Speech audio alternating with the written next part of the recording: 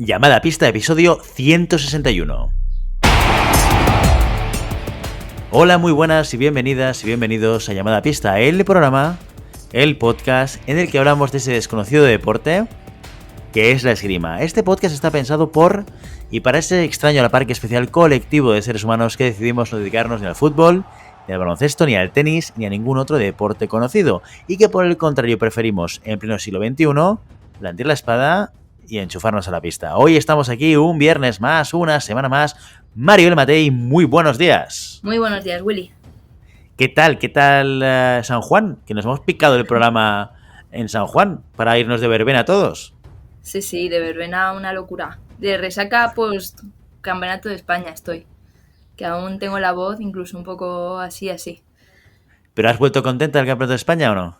He vuelto contenta, pero el cansancio, la virgen. Y nada, lo anterior no fue verbena, fue preparar todo, cambio de cosas de última hora, preparación de material, más luego el máster y todo. O sea que de verbena poca, vosotros, que vivís muy bien. Cansancio y la virgen. A ver, Santiago Godoy, ¿qué piensas tú de esto? Buenos días. ¿Siempre has dicho tenis en la entradilla? Lo he dicho desde hace 161 episodios. No es verdad. Que sí. Sí, Digo, fútbol, baloncesto y tenis, sí.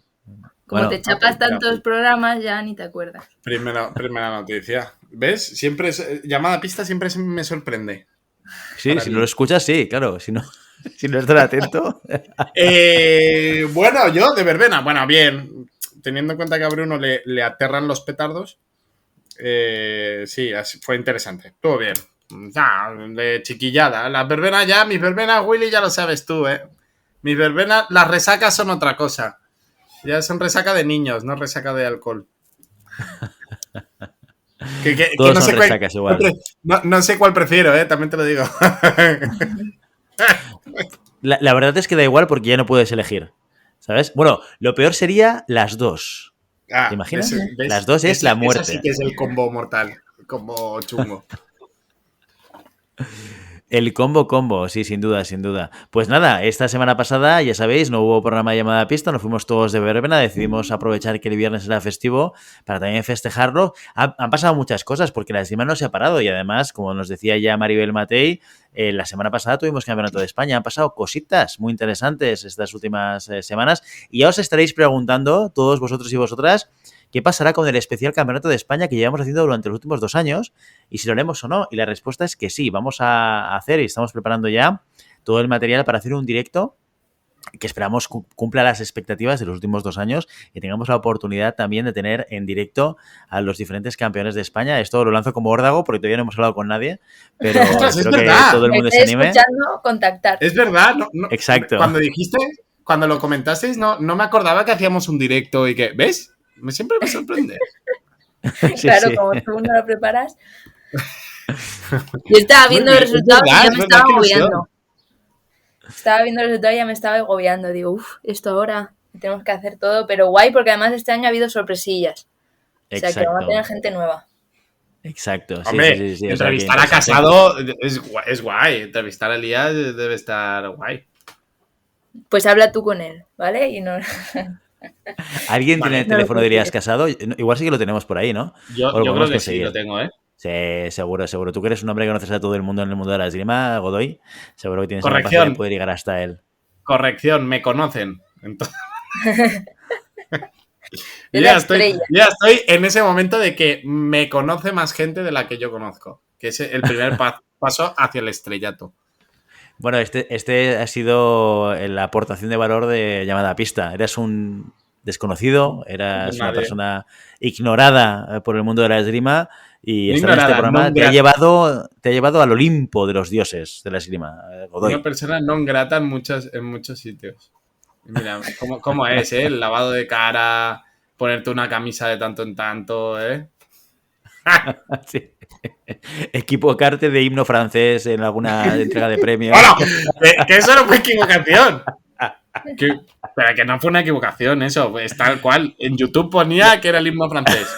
La equivocación es del protocolo internacional. Claro. ¿A quién se le ocurre poner el himno francés y la letra? Es que, la verdad... No, todo lo contrario. Tenía la letra y no tenía que tener letra. por eso te digo que porque el protocolo internacional dice que no tiene que llevar letra. ¿Pero por qué? Porque Bueno, no tengo es ni que- idea. es que ¿De qué cantaban los franceses ahí en el podio? Hombre, Igual me han era por jodido. eso. Igual era porque la idea es que se escuchase en plan karaoke. Que se escuchase a la gente cantar. No lo sé. Yo qué sé. Yo es que tampoco lo sabía, ¿eh? O sea, yo en tu lugar hubiese hecho lo mismo. Exactamente lo mismo. O sea que, bueno, si te sirve de consuelo. Yo creo que más de uno y más de una hubiese caído en el mismo error. O sea que, bueno. Por eso ya Santi es conocido internacionalmente también. Y por eso las francesas no nos dan entrevistas. No, claro. Ahora ya sé por qué no respondieron a mis correos, ¿eh, Godoy? Si estaban más que encantadísimas Bueno, da igual. Hombre, si estaban encantadas, si ganaron por equipos, si ganaron la medalla de oro en la ciudad de Barcelona. Contentas, ¿no? Lo siguiente, ¿eh? Claro, Pues normal. Igual de contentos y contentas que están todas aquellas personas, en este caso esgrimistas, no personas en general, pero sí en concreto en el nicho del mundo de la esgrima, están encantados y encantadas todos los que compran los NEPs, ¿sí o no? ¿Estamos de acuerdo en esto o no? Podemos estar en muchas cosas en desacuerdo. Nos puede gustar más la relación de Anabel con Julen, nos puede gustar más la organización de ciertos campeonatos de España, nos puede gustar más o menos muchas cosas, pero en lo que coincidimos todos los esgrimistas a nivel internacional es que los NEPs son una maravilla de la innovación. ¿Sabes qué te voy a decir? Los NEPs son... Los NEPs son el himno sin letra de todos los países. Nunca te vas a equivocar. El himno sin letra de todos los países. Bueno, está bien, está bien. Qué bonito, bien, muy bonito. Muy bonito. Muy bonito. Internacional, pero cuéntanos un poquito muy más. Protocolario. Cuéntanos un poquito más, aparte de estas metáforas ciertamente complicadas de aterrizar, explícanos a la gente que quizás nos acaba de escuchar por primera vez, que es el primer programa, porque sigue habiendo gente que nos descubre por primera vez. Después de 161 episodios y casi 4 años de programa, hay gente que nos descubre. Y a lo mejor hay gente que acaba de aterrizar y dicen, ¿y esto de los NEPs qué es? Cuéntanos un poquito más de detalle, más concretamente, qué son los NEPs y cómo cambian tu vida. Bueno, pues los NEPs son la IA de las puntas de espada y de florete. Es el futuro. Es el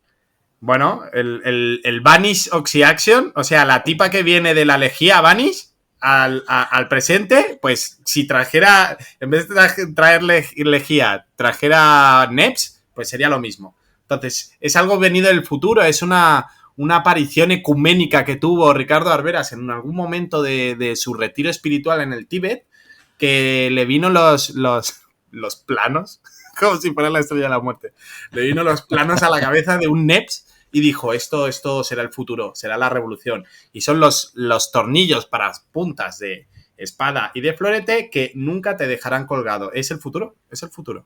Si no tienes un NEPs, no eres un tirador de esgrima. Es el futuro que se ha convertido en presente gracias a Ricardo Alveras, que por cierto, lo tuvimos hace relativamente poco en el SAG, acompañándonos. Era Neutrex Futura, no era Vanish. Que ha sido a Google. O sea, está haciendo publicidad gratis de cualquier marca de lejía. Esto es una locura, Santiago.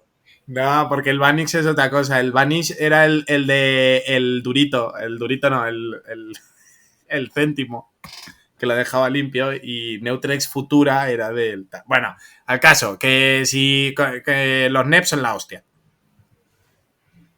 Sin duda. Bueno, y nada, un fuerte abrazo a Ricardo, que lo tuvimos hace muy poquito en el SAG, acompañándonos en una mítica pull and beer de viernes en este caso, no tanto de jueves, pero sí que de viernes. Así que un abrazo a Ricardo, que es el que nos trae no solamente la innovación, sino el patrocinio para este programa. Recordemos, temporada 3, temporada 4, nos patrocina programa a programa, y aquí tampoco nunca fallan ni los NEPs ni Ricardo Alveras. Otra figura muy importante para nosotros también, aparte de los NEPs, aparte de nuestros oyentes habituales, son los mecenas. Maribel Matei, cuéntanos qué son los mecenas y qué te puedes llevar si decides ser uno de ellos. Pues los mecenas son aquellas personas que deciden hacer una pequeña aportación económica al mes para que nosotros podamos seguir haciendo nuestro programa, para que vayamos a hacer retransmisiones, para que nos embarquemos en proyectos, hagamos directos, pues todas estas cosas que se nos van ocurriendo. ¿Qué se llevan estas personas además de nuestra gratitud infinita? Pues el primer programa en el que son mecenas les mencionamos con nombres y apellidos. También nos pueden mandar un audio pues con recomendaciones, con dudas, con agradecimientos, todo lo que quieran, y se lo publicamos y lo comentamos en directo. Y además, si me pillan libre, que últimamente es complicado, pero prometo que en algún momento lo estaré, pues les invitaré a una cerveza, la cerveza de Mecenas, y hablaremos de la esgrima, de la vida, de todo lo que se les ocurra, también de los trapos sucios de la parte de atrás de llamada pista, lo que quieran. Pues ahí, incluso trapos sucios, ¿eh? Matei se ha metido en prensa rosa, ¿eh? Has hecho un upgrade de periodista deportivo a prensa rosa. Se ganas más dinero, seguramente, ¿no, Matei? ¿Cómo va esto de los salarios en el periodismo? O en general toda la gente cobra mal siendo periodista. Cuanto más mierda saques, más ganas. Esto es así. Santi graba en gallumbos, que lo sepáis. Se adelantó. Bueno. Sí. Venga, Oye, y si queréis saber más... Yo grabo, yo grabo como 10 metros por segundo. No quiero editar esto. No quiero editar esto, por favor. O sea, no nos cuentas como grabes, porque sé que vas a elevar el tono. Y quizás, no, he dicho como 10 metros por segundo, ya está. Ya. Es como un toro desbocado, Santiago. Sí. Si le dejas, cuidado que te puedes soltar cualquier cosa. Willy ha visto que ha abierto el micrófono y ya... Ya me ha dado miedo, claro, pero también Matei, es que la has provocado. Aquí voy a repartir un poco. Claro, es verdad, si me echan cebo, pues yo muerdo. Sí, yo soy un león de la sabana. Bueno, pues si queréis saber si Santiago Godoy graba este programa en gallumbos o de cualquier otra manera, cosa que sinceramente podéis vivir sin saberlo, o sea, no es algo que vaya a marcar la diferencia en vuestra vida. Pero si queréis saberlo, ya sabéis, una cerveza, o sí, ya lo sabéis, una cerveza con Maribel Matei después de ser mecenas y no hay ningún problema, os va a contar todos los escabrosos secretos y historias e historietas que hay detrás de los micrófonos de llamada pista, que hay muchas cosas por descubrir. Y diciendo esto, muchas más cosas que descubrir tenemos para compartir con vosotros, que son las noticias de la semana, así que vamos con ello.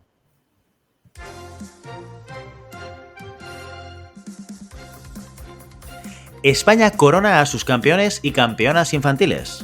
Los pasados domingo y lunes se celebraron los campeonatos de España M15 en el velódromo Luis Puig de Valencia. El lunes abrieron la competición individual el florete y la espada masculinos, que otorgaron sus oros a Lucas Enríquez de Lázaro Cárdenas y a San Quim, el coruñés del Centolos, que remata una temporada casi perfecta. En el florete femenino, Serena Macín del Ateneo de Madrid se llevó la primera posición en una final disputadísima entre la tiradora del Cardenal Cisneos, Lua Gomirato. De forma más holgada se coronaron Darío Langua del SAM en el sable masculino y Lucía Jimeno de Leganés en el sable femenino, quienes derrotaron en el último asalto a Adrián Román de la Escuela Hongaresa y a Valeria Verde de la Sala de Armas de Madrid. Cerró la competición el oro de Lucía Bajo, hija de Pirri y espadista del Sama. Tras los campeonatos de España infantil y absoluto, quedan 2 citas en el calendario para la esgrima española y las 2 internacionales. La primera comienza este domingo con los Juegos del Mediterráneo de Orán y la segunda será el plato fuerte de la temporada, el Campeonato del Mundo de El Cairo. Ya se conocen a los 24 seleccionados y seleccionadas de España para la máxima competición, y a diferencia de otras convocatorias, hay sorpresas, concretamente las hay en la espada.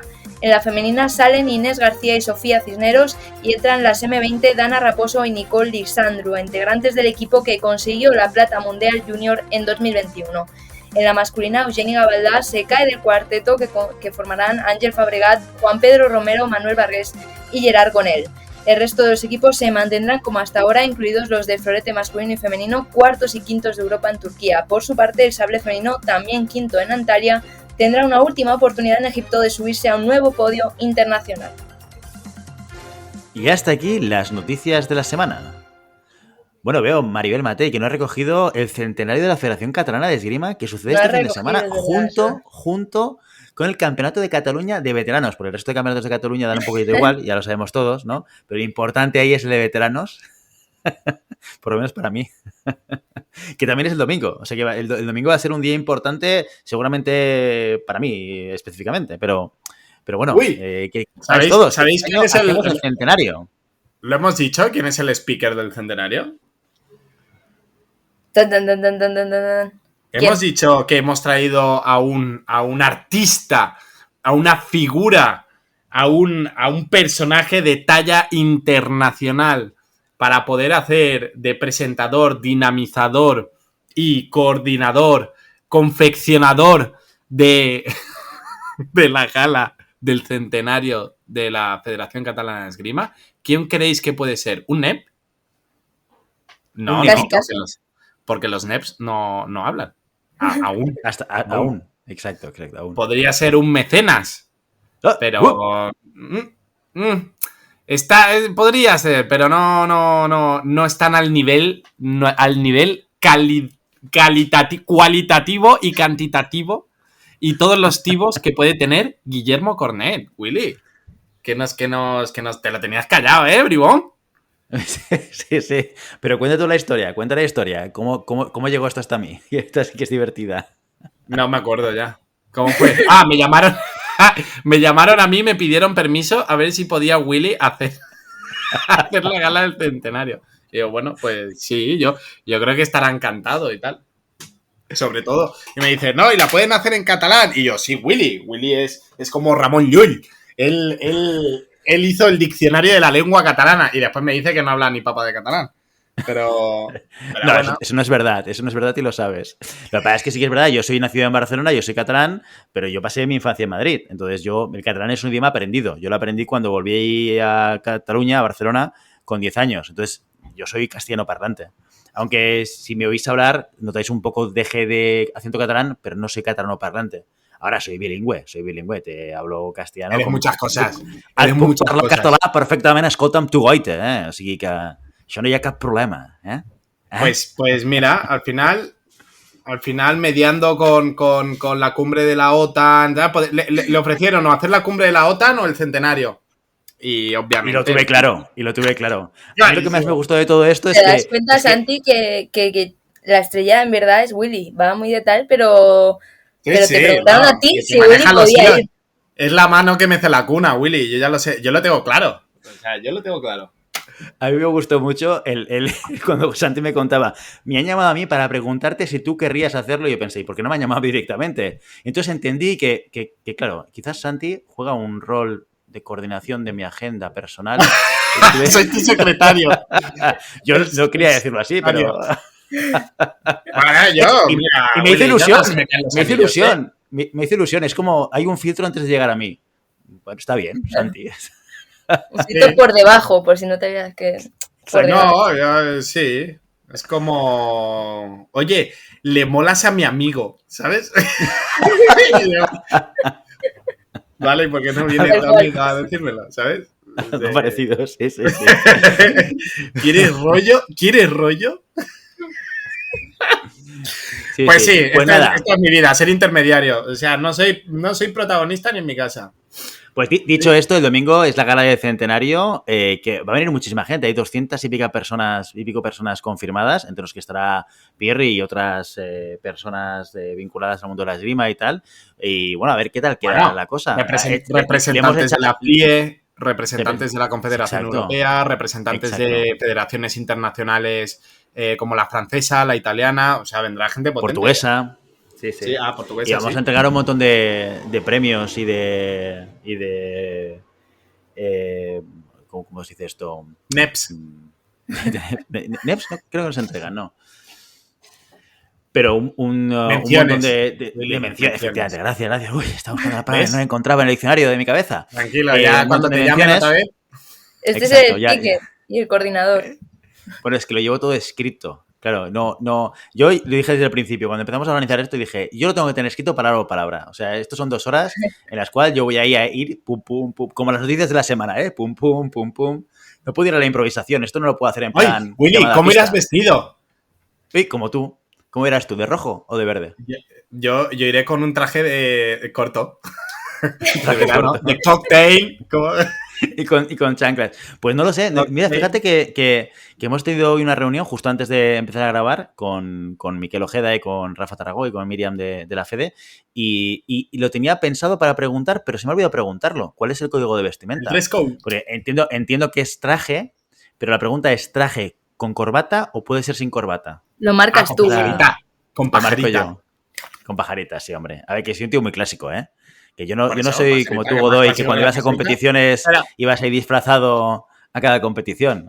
A ver, yo no me atrevo. El rollo Elon Musk me mola. Traje así, camisa abierta, voy a dominar el mundo de aquí 10 años. ¿sabes? Es como tengo a Marte en el bolsillo y va así de traje y tal. Está guay, es un rollo casual. Exacto, sí, pues yo no, yo soy un tío muy clásico para vestir. Bueno, total, que el domingo estaremos ahí en el Centenario a ver qué tal sale, yo espero que salga muy bien, le estamos echando muchas horas de preparación previa y que salga todo genial y cuadrado y los Yo puntos, que dure enviaré lo que dure. vídeos por el Telegram, enviaré vídeos por el grupo de Telegram. Genial, yo desconectaré el teléfono para no verlos mientras tanto. Mientras esté en la gala, porque me puedo imaginar algún mensaje de WhatsApp desde el público de Santi Godoy. Hola Willy, ¿qué tal? ¿Cómo va? Llevaré unos gallumbos. Te los tiraré con flores. En gallumbos. Genial. Bueno, además también le entregamos algo al SAG. Espero que suba la presidenta. No, subiré ya yo. Veremos, a ver. Ya lo sé que subes. Bueno, pues eso, la gala este domingo. Dejemos la gala aparte porque además tengo una cosa que contarte, Santiago Godoy, y es que hemos recibido un mensaje para ti. ¡Ole! Últimamente solo recibo mensajes yo y no son muy halagüeños, ¿eh? Halagüeños no, son mensajes de los que te gustan, de meter un poquito de cañita, un poquito de cañita brava, eso que te pone a ti. Pues el mensaje viene de Madrigal, Poder Supremo, que vuelve a escribirte, Santiago, y dice lo siguiente, a ver cómo vas a responder a este comentario. Dice, si Godoy ha tenido a bien, aunque sea por streaming, de ver los campeonatos de España de este fin de semana, habrá tenido oportunidad de descubrir más de un poder de Santi Madrigal. Si no, es que no ha hecho los deberes. No he hecho los deberes. Que responder. Yo soy muy mal estudiante y ya me lo decían mis profesores. Pues fíjate, yo lo iba siguiendo y pensaba, joder, pues mira Santi, que no recuerdo cómo quedó, Matei, dínoslo tú. Ganó, quedó, claro. Hostia, pues se ha ganado todos los campeonatos. Ha ganado todo el campeonato de España este año. Todos. Pues ojo, porque si tiene a bien venir a nuestro directo, tendrás la oportunidad de cantarle la canción en directo. La tendré preparada, te lo juro que la tendré preparada. Qué miedo me da. Familia Madrigal. Es que me da miedo porque además lo va a hacer. Esto es lo que más me da miedo, es capaz de hacerlo. Sí, Santi es un tío majísimo, o sea que... Yo, ya lo sé. ¿Estás deshaciendo en halagos hacia mí? ¿Esto está pagado por Neps o qué? Madrigal. El otro, pues bueno. Mira, yo a Santi no, a Santiago Madrigal, pues no tengo la oportunidad de conocerlo, así que será súper chulo poder hablar con él en el directo y conocerle. O sea, hombre, y tanto guay. Si muy bien, Santi, oye, pues debe ser un tío muy majo. tiene nombre de mecenas, ¿no? ¿No suena Santi a nombre de mecenas? Eso depende de él. Sí. Tiene nombre de semidios del Olimpo. Tiene nombre de héroe griego. Tiene nombre de la capital del Imperio Romano de Oriente. ¿Sabes de lo que tiene nombre? De la persona que tiene que traer contenido llamada Pista, Santi. También. Muy bien. Pues aprovechamos ese hilo para seguir con nuestro contenido del día de hoy. Santiago Godoy, ¿de qué vamos a hablar hoy en Llamada Pista? Bueno, pues contando que Willy está dentro del proceso que ya, o sea, traeremos los resultados de nuestro proceso que hemos empezado a principio de temporada preparando el Campeonato de Cataluña de Veteranos, pues vamos a hablar muy por encima, muy en resumidas cuentas, del papel de las clases individuales, ¿no? Siempre nos estamos centrando mucho en clases de grupo, preparaciones físicas, coordinación, ¿no? Con clases heterogéneas.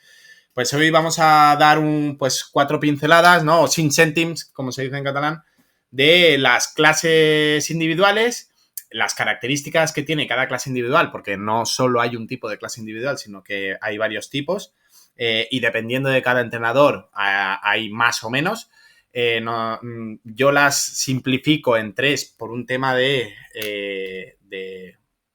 juntar objetivos y juntar metodologías de trabajo. Y veremos un poco las características de cada clase y en qué momento o qué situación se deberían trabajar, ¿vale?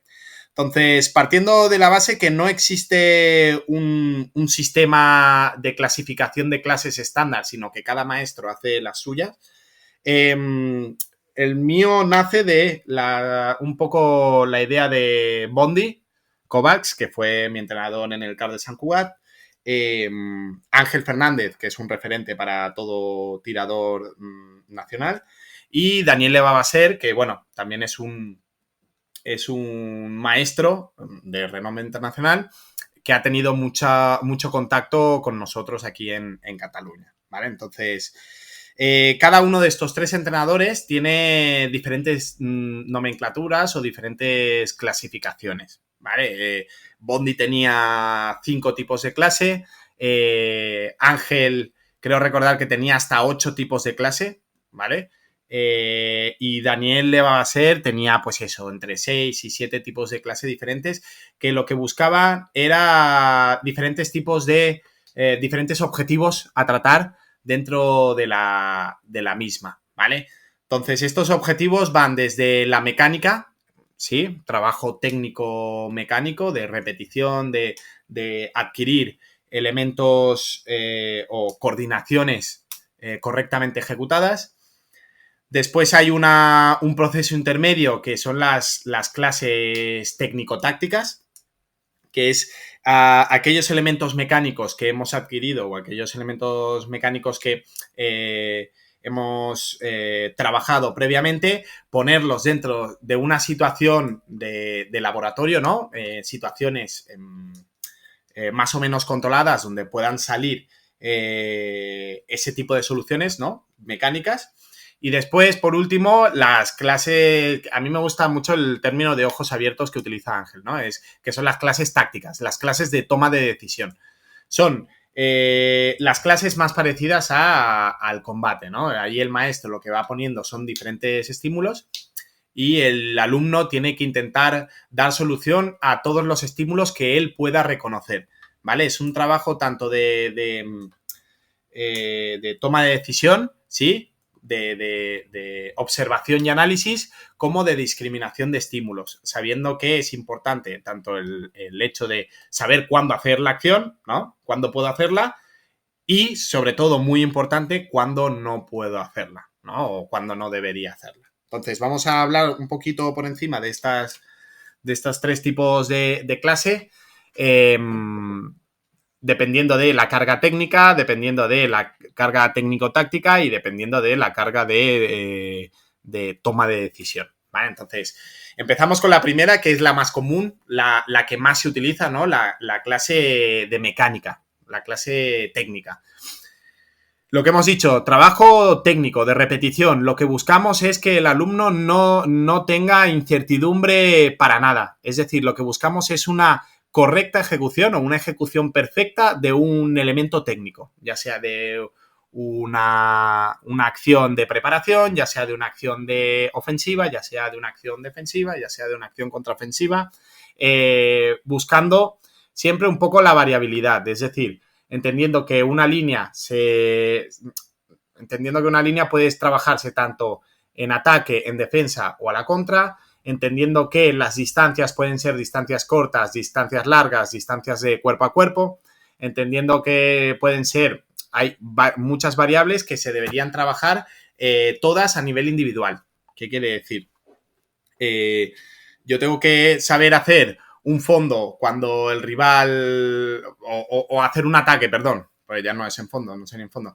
Tengo que saber culminar un ataque cuando el rival se está yendo, que cuando el rival está quieto, que cuando el rival está avanzando, ¿no? Entonces yo trabajo de esos 3 elementos de manera individual, sin ningún tipo de toma de decisión por parte del alumno, ¿no? Es de, tienes que hacer esto, pam, y repetición, y repetición. Son las clases que simplemente es pim, pam, pim, pam, pim, pam, vamos haciendo.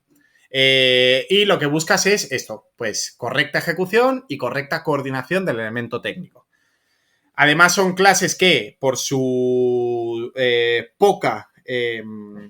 poco volumen decisional, ¿no? Su poca carga de toma de decisión, son clases muy largas. Podrían ser clases de media hora hasta 1 hora, ¿no? Son clases que simplemente el límite lo pone la capacidad física del alumno, ¿no? Entonces, yo puedo apretar más, puedo apretar menos, pero son clases en donde no es tanto no es tanto la capacidad del alumno para tomar la decisión de poder hacerlo, sino la capacidad física del alumno para poder desarrollar la acción de manera correcta.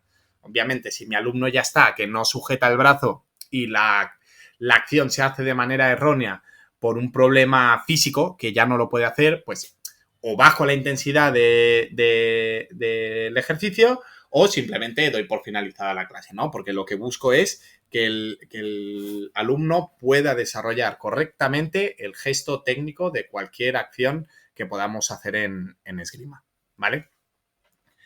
El siguiente paso, ¿vale? Sería esas acciones o esas mecánicas, esas coordinaciones que nosotros hemos trabajado en el primer tipo de clase, las ponemos en una situación en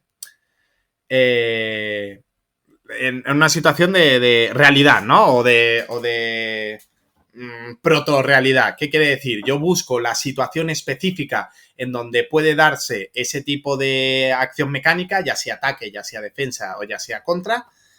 Y lo que voy haciendo es, dentro de una muestra de lo que puede ser esa situación, el alumno tiene que encontrar el estímulo correcto o entender el estímulo que viene acompañado de la solución técnica que hemos trabajado antes y simplemente es un interruptor, ¿no? Ve el estímulo, lo ejecuto la acción. No lo veo, no ejecuto la acción.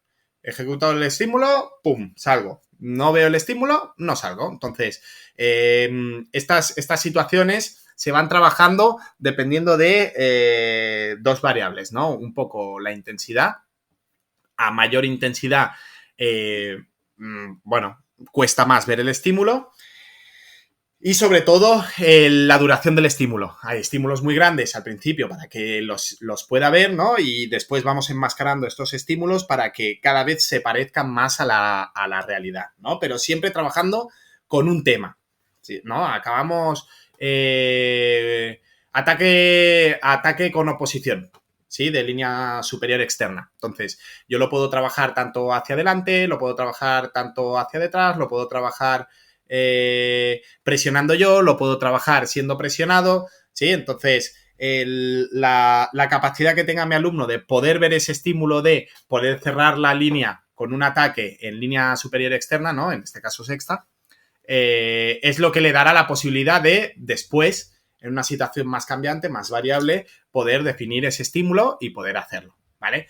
Además de, es un trabajo que ya se hace con mucho más movimiento, se hace con una intención, el entrenador ya lo que busca es que ese estímulo vaya variando, se vaya cambiando y que la capacidad de observación del alumno vaya mejorando para pasar hasta el último tipo de clase, ¿no? Que estas son las clases... La duración de esta clase no puede ser más de media hora, 40 minutos. ¿Por qué? Porque es un tema, entra ya un tema atencional, ¿vale?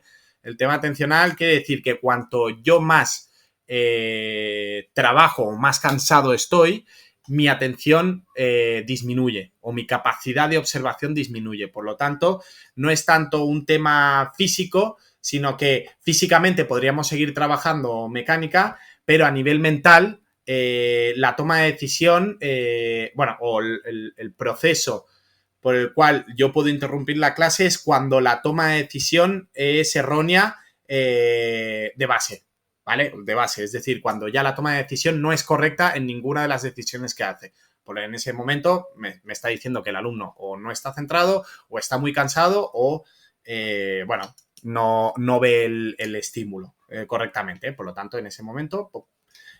o se baja la intensidad, o se hace estímulos más grandes, o se facilita el trabajo para que lo pueda hacer, ¿vale? Y por último, serían las clases precompetitivas, ¿no? Las clases de toma de decisión o las clases de ojos abiertos, que diría Ángel, ¿no?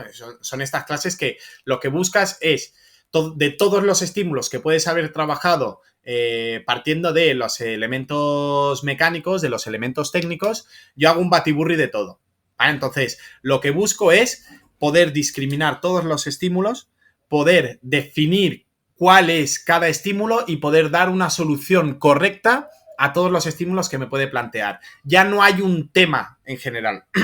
el tema puede ser un tema de trabajar en presión o trabajar en contención, ¿no? O trabajar en construcción o trabajar en contención.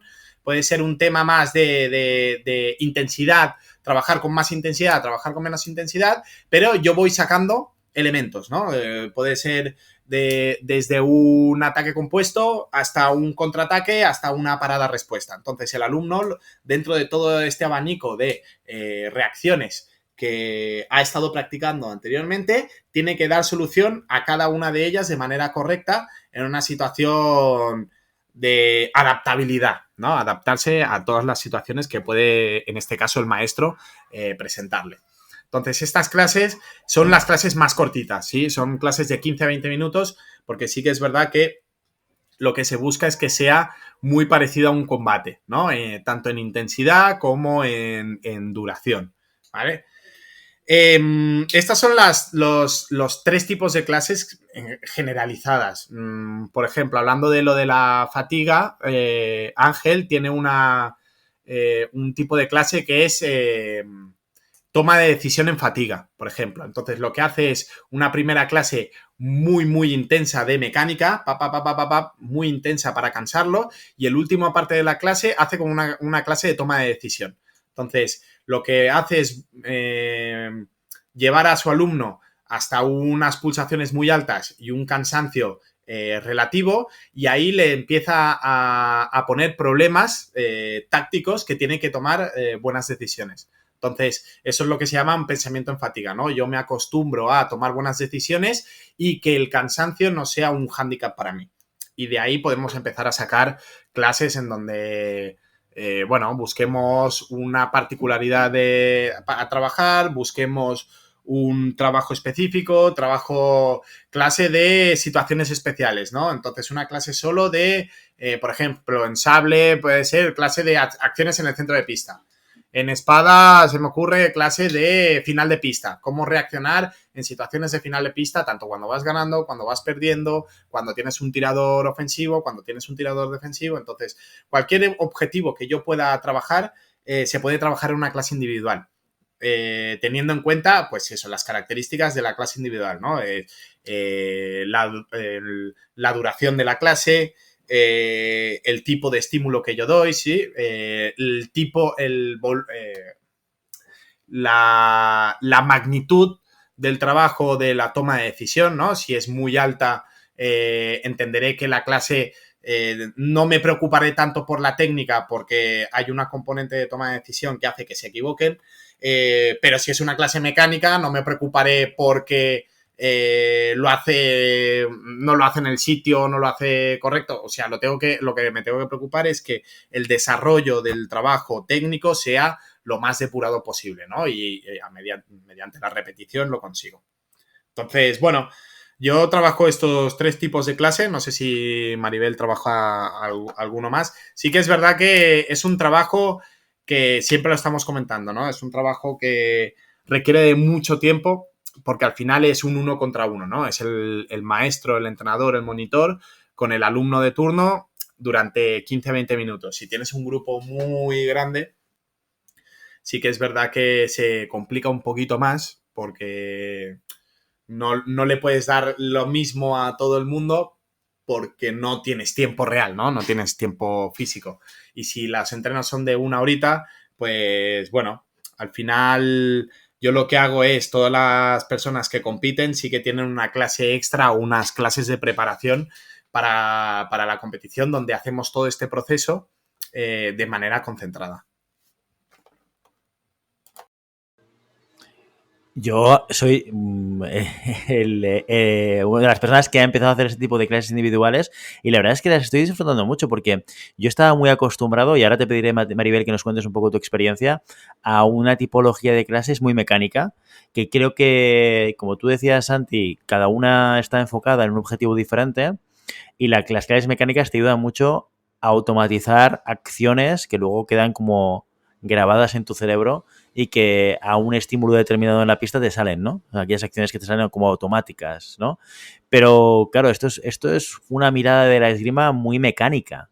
Y la realidad es que cuando he empezado a trabajar con Santi, las clases de más de toma de decisión, donde estamos planteando un tipo de puesta en escena mucho más similar a lo que es un asalto en pista, yo me vuelvo loco, porque me parece, estoy muy acostumbrado a la clase de mecánica y me puede salir mejor, me puede salir peor, pero más o menos con al rato voy cogiendo la mecánica, pero en cuanto me planteo una clase individual como un asalto, la realidad es que se complica todo muchísimo más. No sé tú, Maribel Matei, ¿qué experiencia tienes con este tipo de clases? Pues yo a lo mejor no sé si es por el arma, no sé, no creo, porque además la del florete es muy, muy técnico, pero yo sí que he estado acostumbrada siempre a clases un poquito más tácticas, que siempre tiene una carga táctica menor, mayor, también tenían su carga técnica, teníamos, digamos, pues eso, como dices, anticlases concentradas, pero al final muchos, ahora también me pasa como entrenadora que son muchos, tienes que dar 2-3 clases en la hora y media que tienes, sobre todo a los mayores, porque el resto son 1 hora, pero son menos. Bueno, y tienes que dar 2 o 3 clases y tampoco puedes tener clases de media hora, 40 minutos, porque es inviable, no haces nada más. A lo mejor los días que solo tiran asaltos, pues sí que puedes sacar gente, pero no es tan habitual, o por lo menos no es tan habitual en mis entrenamientos. Entonces, yo lo que no tengo, digamos, una base teórica tan grande, pero sí que mi experiencia, pues sí que había clases más mecánicas, más de trabajar el gesto técnico, clases más tácticas de decisión, a pesar de que todas las clases tenían su carga táctica, porque lo metíamos el elemento técnico en una distancia, en un movimiento, en un contexto de convención, que eso nos daba siempre elemento táctico, pero yo este año sí que he trabajado una nueva forma de dar clase que yo no la viví tanto, y es que yo me di cuenta que al hacer las clases tácticas, más que clases tácticas como las defines antes, digamos, clases con carga táctica, ¿no? De trabajar una acción en tiempo, distancia, con un estímulo y demás, más que tomar la decisión, pues me di cuenta de que uno de los problemas que tenían los chavales al llevarlo a la pista era que no encontraban la distancia. Entonces yo estaba acostumbrada a dar clases en distancia de tocado. Es decir, sí, me podía mover, la otra persona se podía mover, pero siempre en una distancia de tocado para buscar el momento en el que podían tocar o provocar el estímulo para poder tocar, ¿no?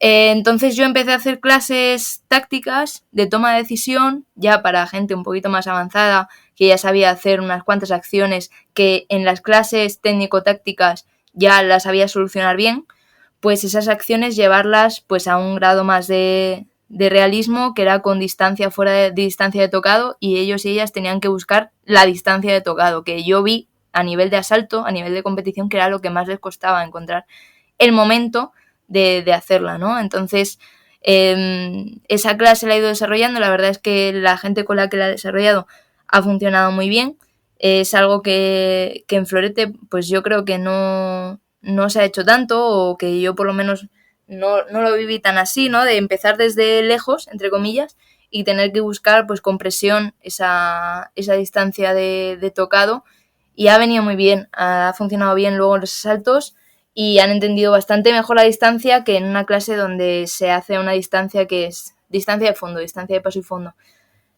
Obligarles a tener que buscar ellos la distancia, cuando yo simplemente me iba hacia atrás, no me quedaba quieta, yo me iba hacia atrás y ellos tenían que buscar con piernas y también con cabeza un poquito, no tirarse como locos, que a veces es lo que hacían, pues esa distancia. Y ha supuesto un cambio de que ellos pensasen un poquito más, observasen mejor los estímulos y discriminasen de si estaban fuera de distancia. Todos esos estímulos pues no me sirven hasta el momento en el que ya entran en distancia. Entonces yo esas son las clases un poquito de mecánica, técnico-tácticas, tácticas de toma de decisiones a distancia, digamos, de tocado, y luego tácticas de toma de decisiones fuera de distancia de tocado, que son las que he ido probando, por ahora me han gustado, y es verdad que son muy cortitas porque son mucho más intensas a nivel de físico, a nivel de toma de decisiones, y sobre todo son para gente con un nivel o que va a competir o que tiene un nivel un poquito más alto, porque si no es cierto que pueden llevar a errores técnicos para gente que acaba de empezar y tal, que no llevan a nada. Hay un tema que ahí Maribel lo ha dicho muy bien. Es que nosotros como entrenadores, por un tema de corrección y por un tema de facilidad para nosotros, tendemos a dar siempre la distancia, ¿vale? Cuando en el combate esa distancia no se da, esa distancia o se roba o se gana, ¿vale? Entonces es un tema de concepto de clase. Entonces, es verdad que uno de los trabajos más difíciles del entrenador o del maestro en una clase individual es ceder la capacidad del alumno a buscar su propia distancia, ¿no? Siempre nosotros lo estamos poniendo en distancia o siempre estamos corrigiéndole la distancia o por un tema de comodidad nuestras también. Además, que estamos enseñando muchas veces a que el alumno salga sobre un estímulo preestablecido, ¿no? Que si te paras a pensar, muchas veces es la clave del fracaso.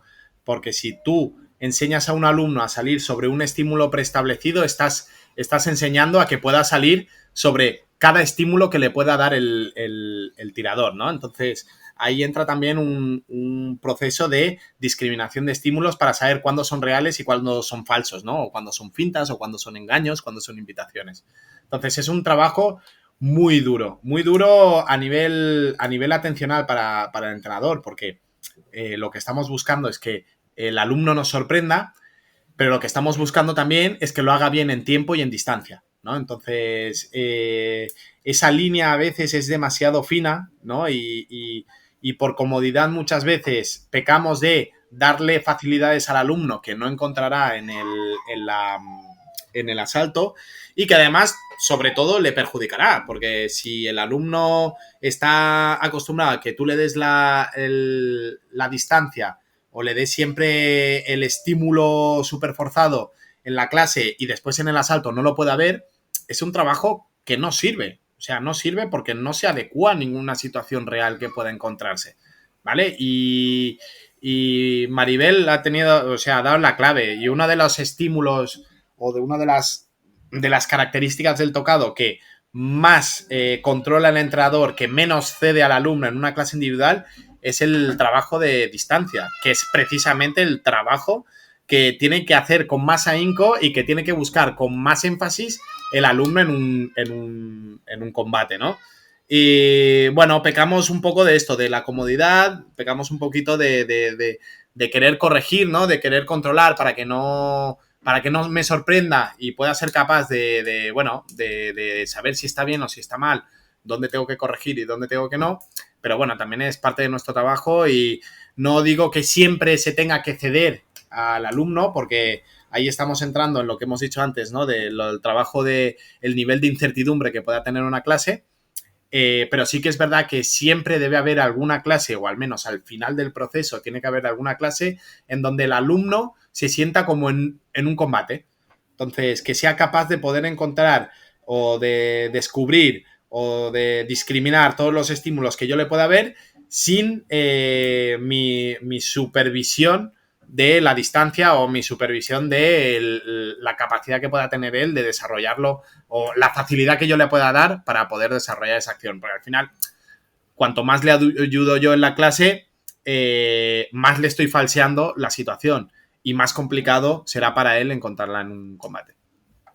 Claro, al final yo lo vi, por ejemplo, con la finta y pase, que es una acción pues ya compleja, ¿no? Dos tiempos, que le resultaba relativamente sencillo, entre comillas, para muchos, hacerlo en una clase, poner la finta y el pase. Obviamente se trabaja a nivel técnico, pues cómo se pone la finta, dónde se pone la finta, cómo tiene que ser el pase y demás. Luego, a nivel táctico, movimiento con la distancia de tocado fija, cuando me paro, finta y pase. Pues se le salía bastante bien, y en el momento en el que le ampliabas la distancia era cuando ya entraban en bucle y entraban en caos. Y ahí ya no sabían dónde meter la finta, la metían tarde, entonces estaban muy cerca, la metían muy lejos, entonces la otra persona, pues obviamente tú también ahí tienes que dar obviamente los estímulos. Si te la ponen muy lejos, pues no reaccionas. Digo, esto te va a pasar porque si pones una finta muy lejos, la mayor parte de la gente pues no va a reaccionar, ¿no? Entonces, pues a través de esa finta yo me di cuenta, además yo también como tiradora tenía muchos problemas de distancia, que ellos también lo tenían, ¿no? A partir de ahí, pues Jugué un poquito a cambiarlo, pero es verdad lo que dice Santi, que es una clase que no se puede hacer siempre, primero por ellos, porque también tienen que trabajar la técnica, hay que mejorar muchas cosas en distancia de tocado, y también por nosotros, por los técnicos, porque es el triple de cansado hacer una clase de estas, porque tienes que estar atento a todo, a la distancia que lo hacen, si eligen bien la acción, porque normalmente pueden solucionar una misma situación con distintas acciones y tienes que discriminarles un poquito, esto es lo que quiero trabajar, esto es lo que no quiero trabajar, ¿no? Pero bueno, es igual que las clases pues de centro de la pista, que yo aún no las he trabajado, pero bueno, ahí las tengo pensadas, o al final de la clase pues tocados raros, que les llamo yo, pues a una cosa para enseñarles el cuerpo a cuerpo y demás, pues es una herramienta más para darle realismo y para que ellos trabajen también pues acorde al nivel que se van a encontrar en la pista. Pues hoy en Llamada a Pista, 3 tipos de clases individuales, ventajas que pueden tener cada una de ellas, qué es lo que te puedes llevar, cuánto tiempo debes dedicar a cada una de ellas, las dificultades que también tienen para ponerlas en práctica como entrenador, y esperemos que toda esta información os ayude a vosotros a encontrar aquellos elementos que mejor vayan a ayudar a vuestros tiradores y tiradoras. Y hasta aquí nuestro episodio de hoy. Como siempre, queremos invitaros a que os pongáis en contacto con nosotros, nos deis vuestra opinión y nos digáis si queréis que hablemos de algún tema concreto o si tenéis alguna pregunta. Lo podéis hacer a través de la página de web llamadapista.com/contacto o a través de las redes sociales. Estamos en Facebook, estamos en Instagram y tenemos un grupo en Telegram con mucha información interesante. Y si el contenido de este podcast te gusta, no te olvides suscribirte, compartir este episodio en cualquier red social, darnos 5 estrellas en iTunes y comentar lo que quieras tanto en iVoox como en Spotify. Muchas gracias por todo, por tu tiempo, por tu atención y por tu interés en este maravilloso deporte que es la esgrima. Nos escuchamos la semana que viene. Hasta entonces. Adiós. Adiós, adiós.